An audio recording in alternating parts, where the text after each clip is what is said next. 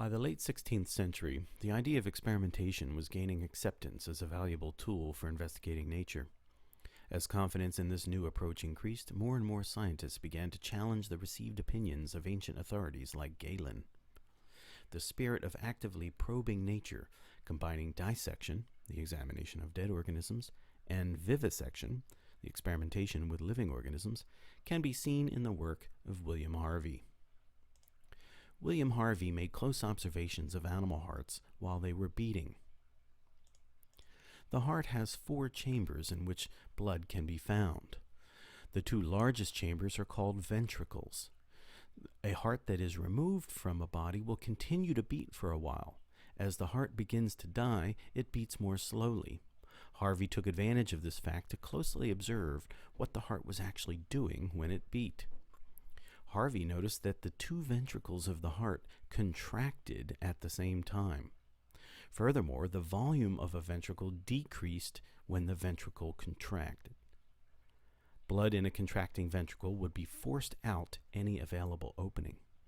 These observations led Harvey to doubt Galen's claim that blood passed from the right ventricle to the left ventricle one way through the septum. After all, when the right ventricle was squeezing blood into the left, wouldn't the left ventricle also be squeezing blood into the right? Harvey suspected that blood did not cross the septum. Galen's hypothesis that the septum allows blood passage is testable. Harvey obtained a cadaver's, that is a dead person's heart. He injected fluid, like water, into the right ventricle of the heart to see if it emerged into the left. The argument structure is as follows. If fluid can pass through the septum through tiny holes, and we inject high-pressure water into the right ventricle, then water should emerge in the left ventricle. What Harvey found was that no water emerged in the left ventricle. Therefore, the results do not match the prediction, and we say the hypothesis is weakened. From Harvey's point of view, this was evidence that the septum does not have holes that permit the passage of fluid from the right side of the heart to the left. Not only did Harvey dispute Galen's claim about the movement of blood in the heart, he also introduced a new metaphor to understand the function of the heart. Whereas Galen compared the heart to a furnace, Harvey compared the heart to a pump.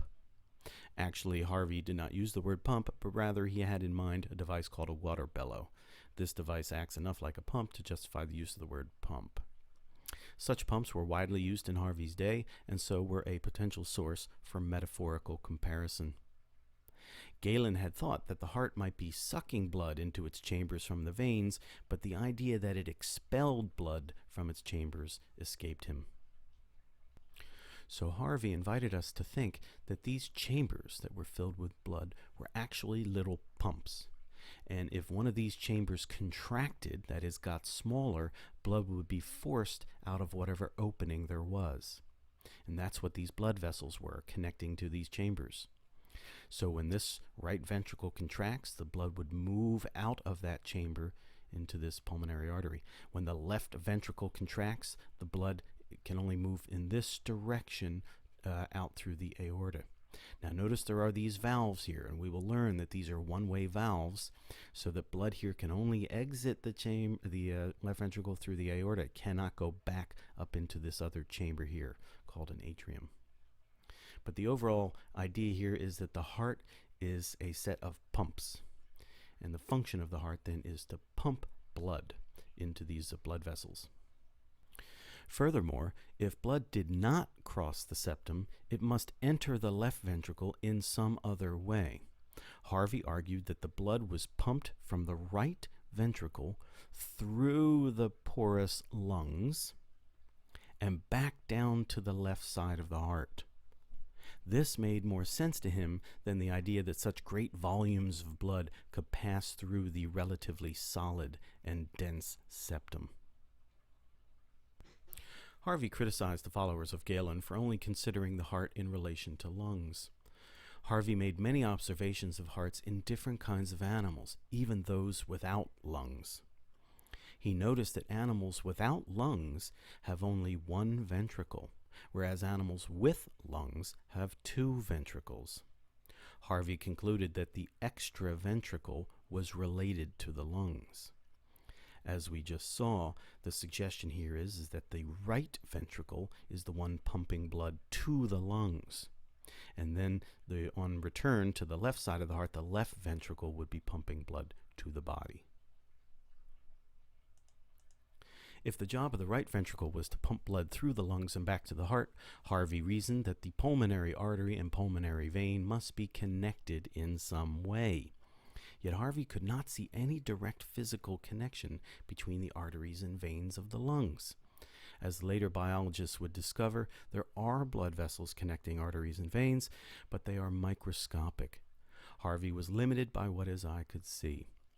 A related puzzle concerned how blood moved around the body. Again, Harvey could not see any direct connections between arteries and veins. However, through clever experimentation, he gathered other kinds of evidence. So again, for this system to work, if the right side of the heart is pumping blood to the lungs and then the blood makes its way back to the left side of the heart, there must be some connection between the blood vessels here on the left and the blood vessels on the right. Now, we're going to be calling this blood vessel, any blood vessel carrying blood away from the heart, we're going to call that an artery. So this is the pulmonary artery.